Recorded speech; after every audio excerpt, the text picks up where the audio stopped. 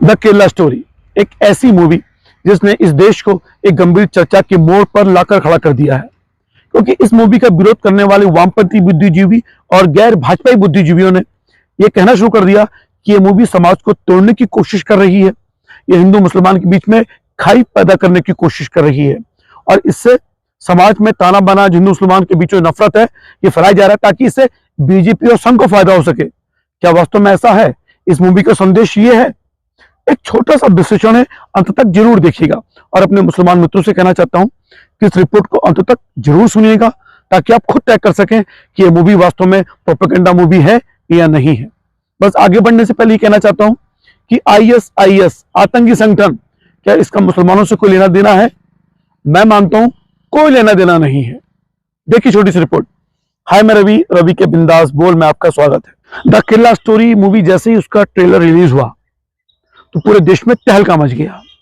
दो तरह के पक्ष पहले भी मौजूद है, अब भी मौजूद है। उन्होंने अपने अपने तरीके से इस मूवी का विश्लेषण करना शुरू कर दिया, लेकिन सबसे ज्यादा शर्मनाक विश्लेषण किया मोदी अंधी विरोधी बुद्धिजीवियों ने, वामपंथी बुद्धिजीवियों ने। उन्होंने कहा कि यह मूवी जो है वो हिंदू मुसलमान के बीच में नफरत फैला रही है। और देखिए, ये वो बुद्धिजीवी है जो ये कहते हैं कि आतंक का कोई धर्म नहीं होता, जो ये कहते हैं कि मुसलमानों को आतंक से जोड़कर नहीं देखा जाना चाहिए। अगर दो चार मुसलमान आतंकी हैं तो उससे पूरे मुसलमान थोड़ा आतंकी हो जाएंगे। बिल्कुल, हम भी यही कहते हैं, लेकिन द केरला स्टोरी जो कि विशुद्ध रूप से आतंकी संगठन के पापों का बखान करती है, उसके पापों पर बनी हुई मूवी है, उसको आप मुसलमानों से जुड़वा के दिखाने की कोशिश कर रहे हैं, इस्लाम से जुड़ाने की कोशिश कर रहे हैं। ये पाप कर कौन रहा है? ये पाप मोदी अंध विरोधी बुद्धिजीवी कर रहे हैं, वामपंथी बुद्धिजीवी कर रहे हैं। मूवी देखे बिना इन्होंने ये कहना शुरू कर दिया कि हिंदू मुसलमान के बीच खाई पैदा करने की कोशिश है।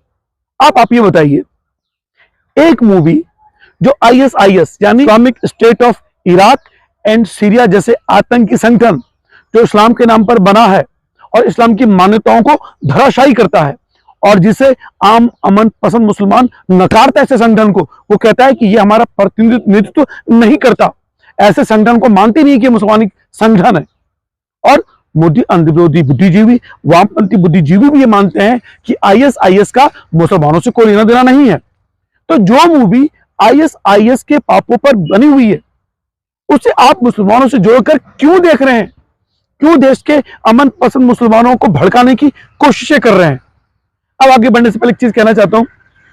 कुछ साल पहले सत्यमेव जयते नाम का एक आमिर खान का एक कार्यक्रम आता था स्टार प्लस में। तो उन्होंने एक कार्यक्रम किया सेक्सुअल हैरेसमेंट पर और उन्होंने ये बताया कि हमारे देश में बेटियों के साथ, बहुत छोटी बेटियों के साथ उनके पड़ोसी, उनके रिश्तेदार उल्टे काम करते हैं, इसलिए बेटियों को जागरूक करने की जरूरत है, सेमिनार करने की जरूरत है और बड़े बड़े एनजीओ और स्कूलों में सेमिनार होते भी हैं। तो बेटियों को, छोटी बेटियों को बताओ गुड टच और बैड टच क्या होता है। तो क्या जब ये कहा गया कि जितने भी छोटी बच्चों को छेड़ने वाले पड़ोसी होते हैं, रिश्तेदार होते हैं, तो क्या मूवी में ये प्रोपेगेंडा था कि रिश्तेदार और सारे पड़ोसी ऐसे ही होते हैं? नहीं ना, जागरूक करने के लिए ये सेमिनार आयोजित करवाए जाते हैं। तो उसी तरीके से ये मूवी जागरूक कर रही है। सिंपल सी कहानी है। ये मुसलमानों के खिलाफ, इस्लाम के खिलाफ कोई प्रोपेगेंडा मूवी नहीं है। ये इसके जो डायरेक्टर हैं सुदीप्त हुसैन, वो स्पष्ट कह रहे हैं कि इस मूवी का धर्म से कोई लेना देना नहीं है और कहीं पर भी इस मूवी ये नहीं कहा गया है कि इस्लाम या मुसलमान ये काम कर रहे हैं। उन्होंने ये बताया इस्लाम के नाम पर बना एक आतंकी संगठन आईएसआईएस वो ये काम कर रहा है और हिंदुस्तान की हिंदू बेटियों और क्रिश्चियन बेटियों को बरगलाकर, फुसलाकर वो बर्बाद कर चुका है। उन पापों की ये कहानी है। तो उसमें इस्लाम की बुराई कहां से हो गई? आम मुसलमानों की बुराई कहां से हो गई? तो जो चरमपंथी संगठन है उनकी बुराई दिखाना, उनके पाप दिखाना, उनको आज मुसलमानों से जोड़ के आप लोग देख रहे हैं, जो ये कहते नहीं सकते कि आतंक का कोई धर्म नहीं होता। ये शर्मनाक विषय लाने की जरूरत क्या थी? इसलिए अमन पसंद मुसलमानों को ये सोचना होगा कि ये मूवी आईएसआईएस के प्रोपेगेंडा, आईएसआईएस के पापों की वो कहानी है जो धरातल पर उतार दी गई है। इसका आम मुसलमानों से और इस्लाम से कोई लेना देना नहीं है। अब ये जो भी मोदी अंधे विरोधी बुद्धिजीवी ये कहते हैं इससे फायदा बीजेपी को मिलने वाला है। जी बिल्कुल, आप लोगों ने देश में ऐसा माहौल बना दिया कि जो मूवी है ये मूवी इस्लाम के खिलाफ है, मुसलमानों के खिलाफ है और मुस्लिम तुष्टिकरण करके आपने बता दिया कि सारे मुसलमान आतंकी ही होते हैं। ये आप लोगों ने बताने की कोशिश की है कि सारे मुसलमानों का आईएस से ही कनेक्शन है। ऐसा पाप मत कीजिए भाई लोगों। सारे मुसलमानों का आईएस से कोई लेना देना नहीं है। गिने चुने चरमपंथी कट्टरपंथी हैं जो हर धर्म, हर मजहब, हर जाति, हर संप्रदाय में पाए जाते हैं, जो बहुत कट्टरपंथी चरमपंथी होते हैं, लेकिन उसको सारे समुदाय के साथ नहीं देखा जाना चाहिए। और आईएस इस देश के, इस दुनिया के मुसलमानों का प्रतिनिधित्व नहीं करता है। ये बात मैं भी कहता हूं और ये बात आप बुद्धिजीवी भी कह चुके हैं जो इस मूवी के विरोध में आके खड़े हो गए।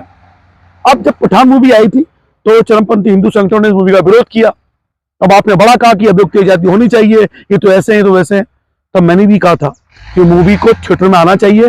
थिएटर में जो मजदूर, जो आदमी वहां काम कर रहे हैं, कर्मचारी काम कर रहे हैं, उनकी सैलरी का इंतजाम हो जाता है। और आपने कुछ राज्यों में बैन कर दिया है और कुछ राज्यों में से बैन करने की कोशिश कर रहे हैं। आखिर क्यों? आप नहीं चाहते कि थिएटर जो या फिल्म हिट हो रही है, जिसने पहले 3 दिनों में 35 करोड़ रुपए कमा लिया, उस मूवी के खिलाफ आप आकर खड़े हो गए। अब आप खुद तय करें कि यह मूवी प्रोपेगेंडा मूवी है या नहीं है। क्या यह मूवी के आने से, देखने से क्या हिंदू मुसलमान के बीच नफरत पैदा हो जाएगी?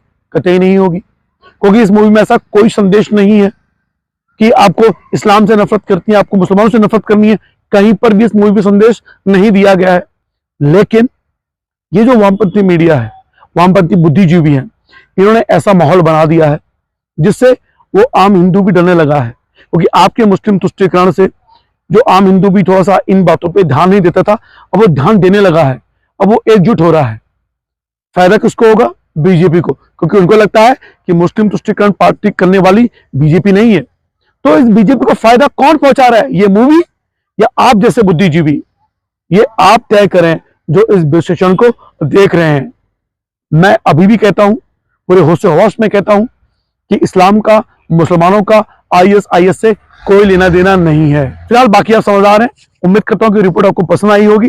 अगर पसंद आई हो तो टिप्पणी बॉक्स में जरूर दीजिएगा। फिलहाल द केरला स्टोरी हर किसी को देखनी जरूर चाहिए, चाहे वो मुस्लिम हो चाहे गैर मुस्लिम हो, क्योंकि ये मूवी हर तरफ से बेटियों को जागरूक करने की कोशिशें हैं उन आतंकी संगठनों के खिलाफ, ना कि किसी मजहब के खिलाफ। फिलहाल सभी के बिंदास बोलते हैं शुक्रिया। जय उत्तराखंड, जय हिंदुस्तान।